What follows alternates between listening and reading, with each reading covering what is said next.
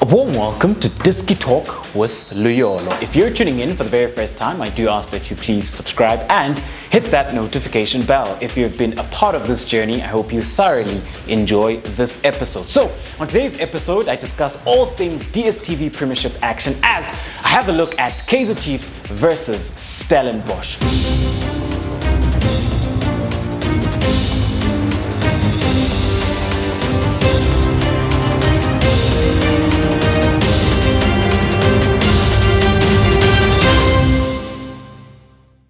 So, without wasting any time, let's head into the tactical pre-match analysis. So, the blue team will represent Kaizer Chiefs and then the red team will represent Stellenbosch. So, coming into this encounter then, both teams do come off the back of 3 points respectively, by virtue of the fact that Stellenbosch were able to win 1-0 at home against Marumo Gallants, and then Kaizer Chiefs travelling away to Supersport and winning 2-1. And when we have a look at Stellenbosch, they are the informed team within the Dstv Premiership as they are also unbeaten alongside Mamelodi Sundowns. So when we have a look at it then, Kaizer Chiefs, the last time out, they did line up with a 4-3-3. It does seem to be their best formation by virtue of the fact that they've played some of their best football, and they've also been able to be defensively resolute whenever they have lined up with a 4-3-3. And we're starting to see Kaizer Chiefs finding their goal-scoring boots. They're creating a plethora of chances. Keagan Dolly is at the heart of it, and tactically, they're also developing into a side that's becoming very difficult to break down. But let's have a look at the personnel then. So in goals then, you have Daniel Akbay, who's been doing really well within the goals for Kaizer Chiefs. He's been the most consistent goalkeeper, so I think he keeps the gloves going into this encounter. And then when we have a look at the back four then, the two centre-backs, you have Thabani Dube as the left-sided centre-back. As a right-sided centre-back, you have Eric Matoho. At right-back, you have Njabulo Blom. At left-back, you will then have Santi. So when we have a look at this back four, this is a back four that has been very solid, especially looking at Thabani Dube and how well he's done for this Kaizer Chiefs side. And I think that he's been able then to complement Matoa very well and also then be able to come to his aid a lot of the times. And what I love about Thabani Dube is that whenever he's in a situation where he has to face crosses or those long balls which are played, his body orientation is adequate. He's able to read the ball he's able to read the game and read the flight of the ball very well. That's why then he's always able then to, especially those crosses that Kaizer Chiefs were struggling with when Cardoso and Mato were at the heart of defense. Those balls which are played into the corridor of uncertainty, those balls which are played into the box, he's always then able to time the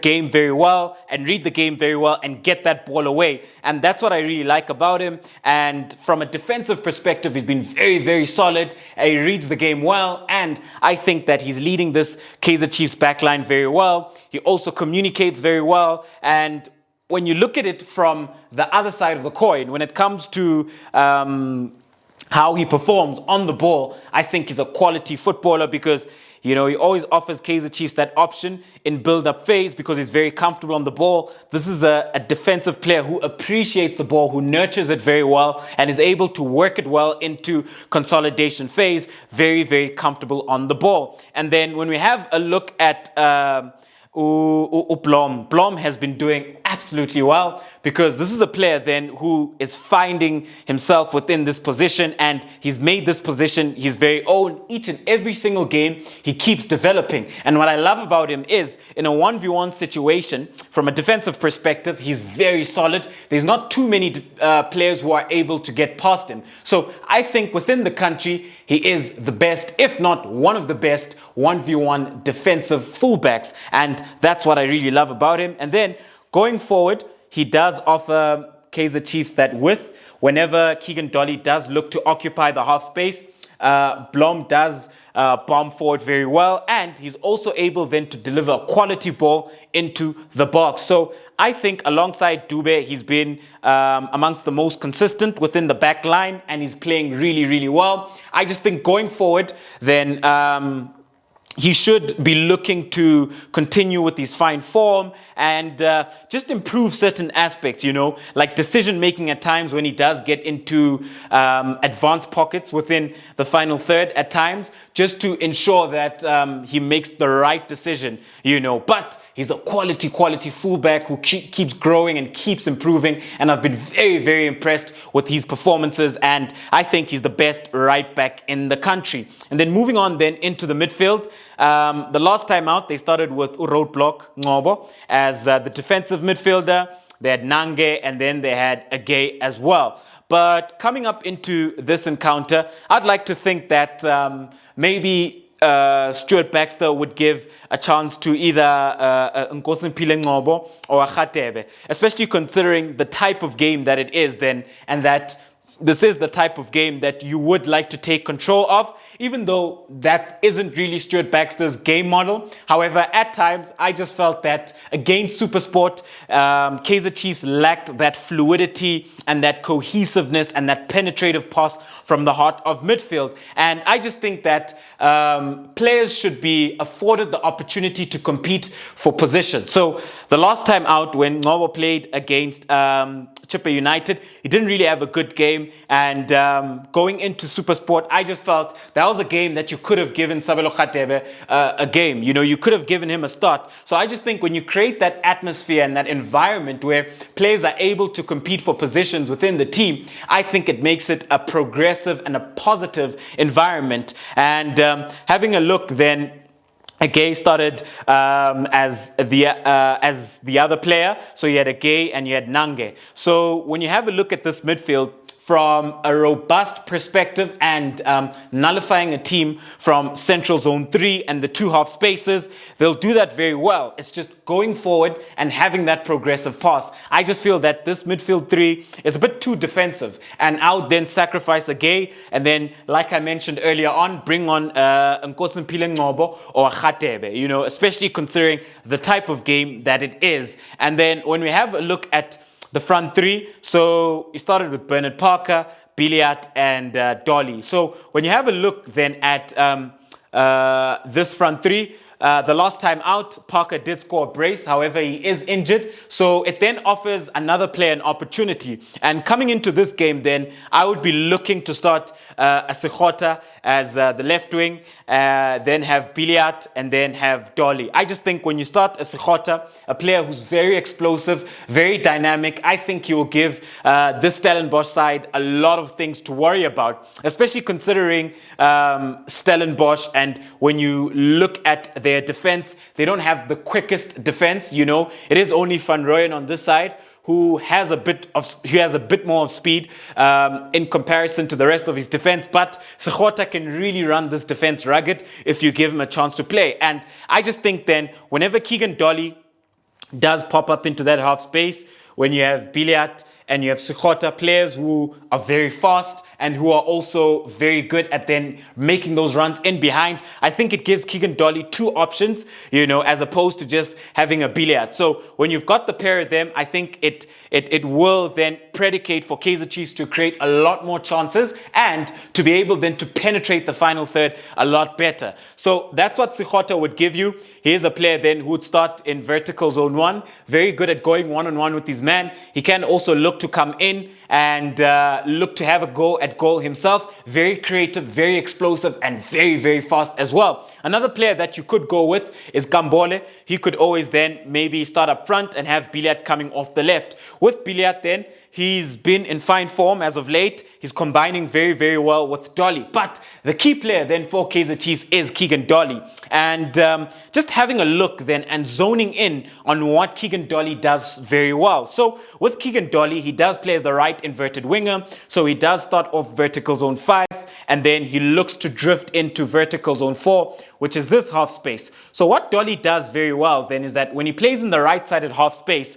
firstly, he plays in between the lines. And when he plays then in between the lines, what makes it so challenging to track him down is that when Dolly plays in between the lines and drifts into this right-sided half space where he manipulates the ball very well, is that when Dolly finds himself in this space, in this pocket of space, Dolly is at his most creative and at his most decisive whereas the opposition is at their most indecisive. So when Dolly pops up into this half space, the opposition don't know because he's collected the ball in between the lines.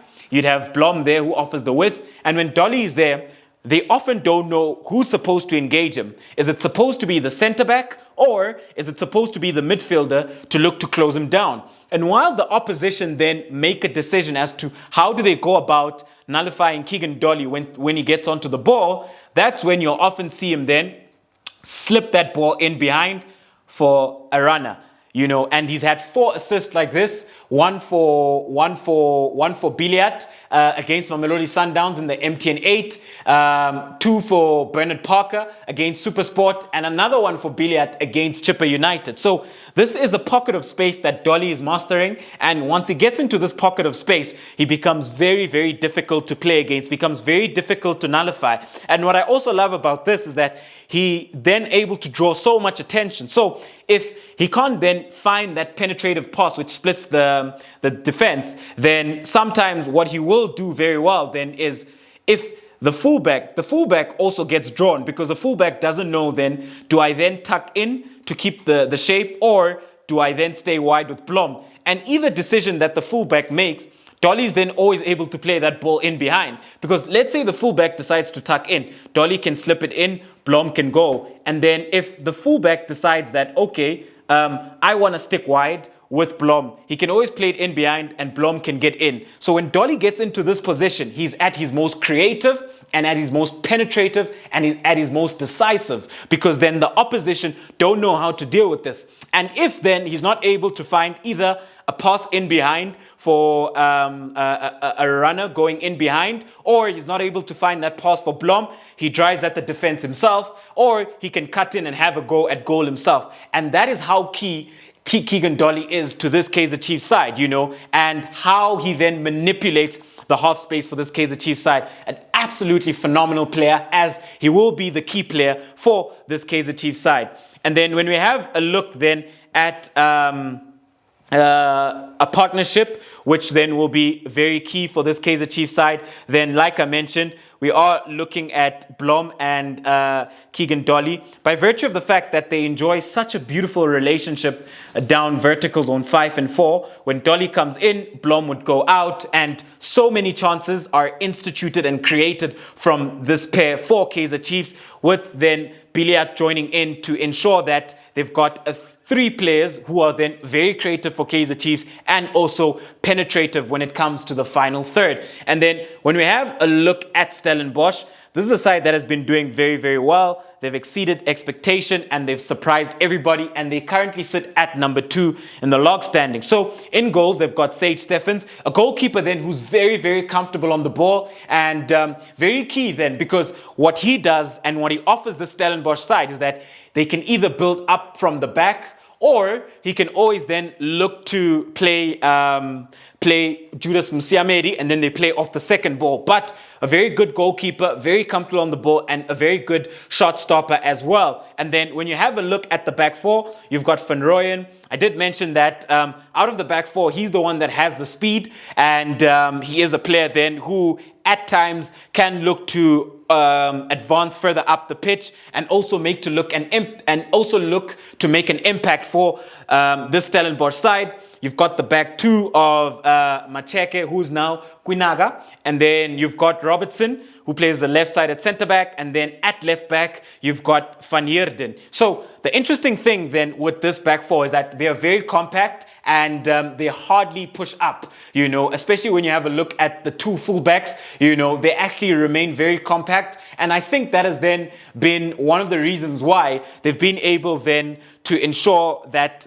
tactically they're very sound and they defensively very structured and very solid, is because the back 4 always stays compact, and whenever the fullbacks do look to make an impact, it's always them maybe just coming into these pockets of spaces where they make deep crosses. You hardly ever see them bombing past they're a winger where they're looking to overlap. They hardly do that. They're always looking to keep the shape and the structure. And I think that's what makes this Stellenbosch side a very, very organized and tactically sound and disciplined side. And then moving into the heart of midfield, then you've got Jabba and Sinkala. So in the heart of midfield, they're very, very solid. And with then this Stellenbosch side, what they often do then is, if they do want to play from the back, which is something that they're also good at, they will open up. And then you'll have Sinkala or Jabbar coming in to collect and looking then to start play for the Stellenbosch side, looking then to institute that build-up. However, transitioning then from consolidation phase into the final third, from the midfield into the attacking players, they are very direct, and they also look to hit teams on the transition, and they're also a team which relies on fast breaks as well, you know. So they're not too methodical and patient when it comes to a build-up. So they will look to build up, but they're always looking for that penetrative, very, very decisive pass as well. And then when you have a look at their number 10, they start with Mendieta. This is a quality footballer, a player then who often tends to drift. So he can pop up into the right-sided half space. He can pop up into the left-sided half space. He can pop up in vertical zone 3. Sometimes he can pop up on the wing as well. So he is their key player by virtue of the fact that he pulls strings for the Stellenbosch side and he makes things happen, you know. So very creative player who also has an eye for goal. And then when we have a look at their left wing, we've got Dupreez, a very, very quick player who's also very key then when it comes to instituting creative play for the Stellenbosch side, and he scores goals as well. And the key encounter then coming into this game is Dupreez versus Blom. By virtue of the fact that Blom has been the best defensive fullback within the country, the best right back in 1v1 situations, Blom never loses a 1v1, very solid, and whoever comes up against him always has a bad game. And then when you have a look at Dupreez, he's been one of the best left wingers within the country, doing very well. He's got an eye for goal, he's creative, and he's very fast. So the key encounter then is seeing how does Blom then deal with the speed of Dupreez. And very, very interesting then to see how does Dupreez come up against Blom. How does he look then to beat Blom and institute those creative chances for the Stellenbosch side, and look to drift in himself as well and look to have shots at goal, because he does also drift into zone 14 and drifts into the box as well, where he looks then to get those goals himself. And then when we have a look at their right wing, you got Dingba. So Dingba is a player who likes to occupy vertical zone 5, but he always drifts into that half space. He's always looking to cut in. He's a very quick, very tricky player who has so much skill as well, you know. So Dingba is a player that isn't easy to mark him. So I think on the day, Shanti will have his hands full by virtue of the fact that Dingba's skill set is very broad and very versatile when it comes to how he looks then to take his fullback on. And then when you have a look at their striker up front, you've got Judas Musiamedi. So with Judas Musiamedi, then we all know that from a personal perspective, he does enjoy very, very dominant displays against Kaizer Chiefs. You know, with his time at Maritzburg, whenever he came up against Kaizer Chiefs, he'd always perform very well. And this is a player then who will be looking then to ensure that he keeps the two centre halves in Matoho and Dube occupied. He will be looking to bully them, as he's physically a great presence up front for Stellenbosch. He holds the ball up very well, and he's also a player then who can look to go in behind at times. So whenever Stellenbosch are penned in and they look to hit Chiefs on the counter, he's also then a player who's able then to make those runs in behind and get those goals for Stellenbosch. But the most important aspect of his game is the physical side, how he holds the ball up, how then he wrestles the two centre halves. And when you have a look at Stellenbosch then, from a qualitative perspective within the final third, I believe that they are one of the best in the country, because then what they do very well is that they occupy all 5 vertical zones from a creative and a penetrative perspective in the final third. So from the left-hand side, you've got Dupreez, who will then occupy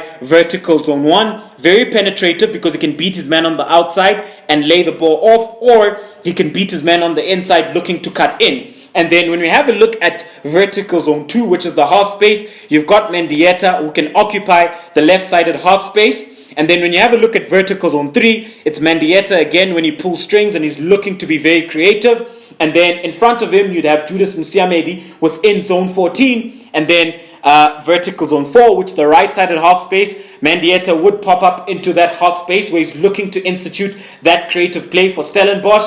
And then vertical zone 5, you got Dingba. So from a qualitative perspective, this Stellenbosch sides, they tick all the boxes when it comes to their attack because they can penetrate through vertical zone 1, they can penetrate through vertical zone 2, which is the left-sided half space, they can penetrate through vertical zone 3 and zone 14, which is the central zone of the pitch, vertical zone 4, right-sided half space, and then vertical zone 5, which is the right wide channel. So then they're going to cause so many problems for this Kaizer Chiefs defense. But at the end of the day, the key player will be Mendieta, and then for Kaizer Chiefs, it will be Keagan Dolly. A key encounter then, and a battle which I think we should keep our eyes on, which is a mouth-watering encounter, is Blom versus Dupreez on the left-hand side for Dupreez, right-hand side for Blom. And then how I think that this game will play out, it is a very interesting encounter because both teams are teams then which rely on fast breaks and transition. They aren't teams that look to dominate ball possession from a qualitative perspective. They do prefer to ensure that they're able then to create multiple chances and then ensure that they finish them off, and they're always looking to be defensively sound, defensively compact, and tactically organized. Very interesting then to see that which team will have the lion's share of possession at the end of the game. And I think this is a mouth-watering encounter which will be very, very exciting. However, if I am to give a prediction, I think this is a game that will have lots of goals. However, I do foresee Kaizer Chiefs winning this game 3-2. And Stellenbosch then seeing their unbeaten run come to an end. As you do know that Kaizer Chiefs do love to institute do love to ensure that a team sees that unbeaten run coming to an end, as they did against Sundowns last season, as they did against Supersport recently, and they'll do the very same against Stellenbosch. So, ladies and gentlemen, thank you very much for tuning in to yet another special episode of Diski Talk with Luyolo. It is Dstv Premiership action as Kaizer Chiefs take on Stellenbosch. Signing out.